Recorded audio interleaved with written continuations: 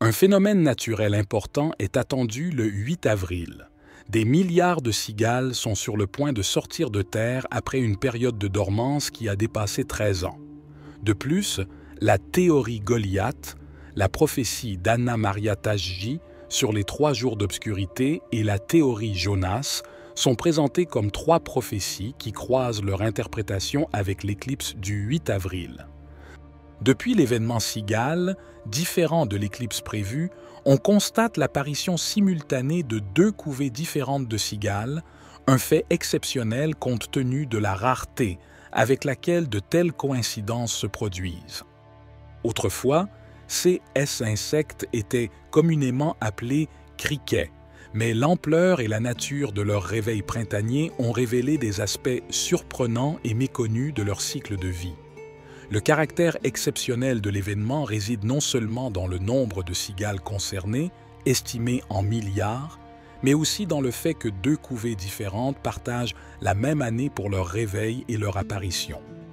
Dans le même temps, les États-Unis se préparent à assister à une autre merveille naturelle, l'éclipse. La coïncidence temporelle entre l'éclipse et l'apparition des cigales ajoute une couche supplémentaire de fascination et de complexité à cette période, ce qui en fait une période d'un intérêt particulier tant pour la communauté scientifique que pour le grand public. L'attention est portée non seulement aux dimensions de l'apparition des cigales, mais également aux interactions entre ce phénomène et l'éclipse imminente, offrant une opportunité unique d'approfondir la compréhension de tels événements et de leurs conséquences sur l'environnement et la société. L'éclipse solaire prévue pour le 8 avril, qui traversera 13 États américains pendant 4 minutes et demie, est non seulement un événement astronomique important, mais a également suscité l'intérêt du public pour une série de théories et d'interprétations. Les 3 principales théories qui ont émergé reflètent la diversité des perspectives et des approches avec lesquelles différents groupes et individus abordent des événements de cette ampleur. La première théorie se concentre sur le caractère unique de l'éclipse en tant que phénomène astronomique, soulignant comment cette éclipse, qui passe par 13 états, peut représenter le signe de signification plus large, peut être lié à des cycles de changements historiques ou naturels. Les experts soulignent l'importance de cet événement dans le contexte d'une série d'éclipses qui ont marqué des moments importants de l'histoire, nous invitant à réfléchir sur les corrélations possibles entre les phénomènes célestes et les événements terrestres. La deuxième théorie s'inspire des interprétations bibliques, certains considérant l'éclipse comme un présage ou un symbole d'événements prophétisés ou d'une signification religieuse. Cette perspective s'appuie sur des sources historiques et des textes sacrés pour trouver des parallèles et des significations cachées qui peuvent relier l'éclipse au thème de la révélation, du changement ou de l'avertissement divin. Enfin, une troisième théorie suggère que l'attention portée à l'éclipse peut également servir de distraction ou de couverture pour d'autres événements ou découvertes qui peuvent survenir simultanément, mais qui restent à l'écart des projecteurs médiatiques. Regardez jusqu'à la fin de la vidéo pour les découvrir tous. Cette approche critique soulève des questions sur la gestion de l'information et la sélection des événements qui reçoivent une couverture et une attention publique, suggérant que l'éclipse, bien qu'un événement digne d'intérêt, peut également fonctionner comme un voile cachant d'autres réalités ou développements contemporains. Ces théories, bien que très différentes dans leurs prémices et leurs conclusions, partagent une focalisation commune sur l'éclipse du 8 avril, soulignant la capacité d'événements naturels extraordinaires à inspirer la réflexion, le débat et parfois la controverse. Il est important de souligner que le partage de ces théories n'implique pas l'adhésion à celles-ci, mais représente plutôt une tentative d'explorer la gamme d'interprétations et de réactions que des événements aussi importants peuvent générer. La théorie Goliath retient l'attention dans le contexte de l'éclipse solaire de 2024, un événement astronomique qui, de par sa nature et sa trajectoire, a suscité curiosité et spéculation. La particularité de cette éclipse, dont la trajectoire croise celle d'un précédent événement similaire survenu en 2017, crée un phénomène visuel unique aux États-Unis avec un point d'intersection situé à proximité de la ville de Mandaire. À côté de cet endroit se trouve Giant City State Park, une réserve naturelle qui, selon les partisans de la théorie Goliath, aurait été le théâtre d'observation d'entités gigantesques, entourées de mystères et faisant l'objet de légendes locales. Les partisans de cette théorie suggèrent que l'éclipse sert de diversion aux opérations clandestines visant à gérer ou éliminer ces prétendues créatures, les nommant Goliath en référence aux géants bibliques. Cette hypothèse trouve un soutien supplémentaire dans les prévisions météorologiques inhabituellement précoces, publiées des mois avant l'événement, qui annonçaient une couverture nuageuse dense le 8 avril, ajoutant un voile de mystère à la coïncidence des événements. Ce récit s'inscrit dans un contexte plus large de folklore et de mystère entourant le parc d'État de Giant City et la région environnante, faisant de la théorie Goliath un exemple emblématique de la façon dont des événements naturels extraordinaires peuvent être interprétés à travers des lentilles culturelles et historiques particulières. La théorie des 3 jours ténèbres, attribuée à Anna Maria Tajgi, s'inscrit dans un contexte de prophéties et de visions qui se sont répandues au fil des siècles, souvent liées à des interprétations apocalyptiques ou transcendantales d'événements naturels.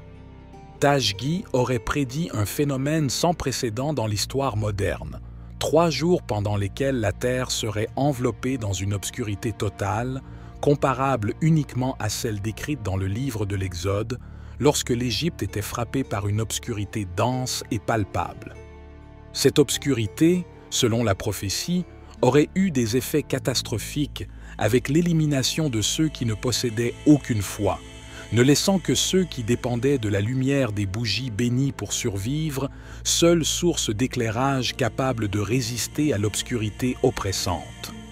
La prédiction de Tajgi n'a pas été sans controverse et débat, en particulier sur Internet, où elle a trouvé un terrain fertile parmi ceux qui interprètent les phénomènes célestes comme de possibles signes divins ou annonciateurs d'événements mondiaux. La théorie des 3 jours d'obscurité soulève des questions non seulement sur son origine et ses implications théologiques, mais aussi sur la manière dont les sociétés interprètent et réagissent aux prophéties dans le contexte de la modernité. Les critiques et les sceptiques soulignent le manque de fondements bibliques solides pour une telle prophétie et l'absence de soutien scientifique pour un événement d'une telle ampleur. Cependant, la persistance de ce récit au fil du temps démontre à quel point la fascination pour l'inconnu et les révélations possibles sur le destin humain continuent d'exercer une influence significative sur l'imaginaire collectif, notamment en période d'incertitude. La théorie de Jonas repose sur un réseau complexe de corrélations entre événements historiques, phénomènes astronomiques et interprétations bibliques, plaçant au centre l'éclipse solaire du 8 avril comme possible signe prophétique. Cette théorie est influencée par les études du bibliste et archéologue Donald Wiseman, qui a consacré une grande partie de sa carrière à l'étude de l'Assyrie antique et de la figure de Jonas, un prophète qui a joué un rôle clé sous le règne du roi assyrien Jéroboam II. Wiseman a émis l'hypothèse qu'une éclipse notable, connue sous le nom de Bur-Sagal, se produisant dans les temps anciens, pourrait coïncider temporellement avec l'arrivée de Jonas à Ninive, comme le raconte le livre biblique qui lui est dédié. Cet événement céleste a peut-être servi de présage divin, renforçant le message de repentance et de rédemption apporté par Jonas à la ville de Ninive. L'interprétation moderne de cette théorie considère l'éclipse imminente comme un parallèle à l'éclipse ancienne, suggérant qu'elle pourrait servir de signe contemporain, analogue à celui qui aurait accompagné Jonas. Cependant, ce point de vue fait l'objet d'un débat parmi les croyants et les érudits,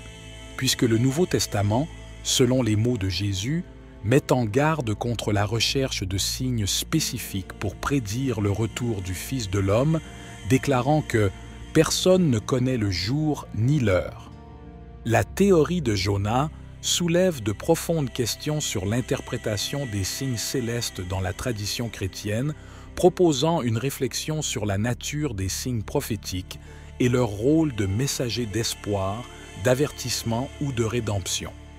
Bien que la théorie se base sur des sources historiques et bibliques, son application aux événements contemporains reste ouverte à l'interprétation, reflétant la tension entre la recherche de signification divine dans les événements naturels et la mise en garde biblique contre la tentation de fixer des dates et des heures pour les événements eschatologiques. Alors que nous concluons ce résumé des théories et des récits entourant l'éclipse solaire du 8 avril et l'événement naturel de l'apparition des cigales, une image complexe de croyances, de spéculation et d'interprétation émerge. La théorie Goliath, la prophétie d'Anna Maria Tajgi sur les 3 jours des ténèbres et la théorie Jonas ne représentent que quelques-unes des interprétations qui tentent d'attribuer des significations profondes à cette date. Alors que nous concluons notre exploration des théories entourant l'éclipse solaire imminente et l'apparition des cigales, nous sommes confrontés à une riche tapisserie de récits, de spéculations et d'interprétations qui touchent profondément nos cœurs et nos esprits en tant que croyants.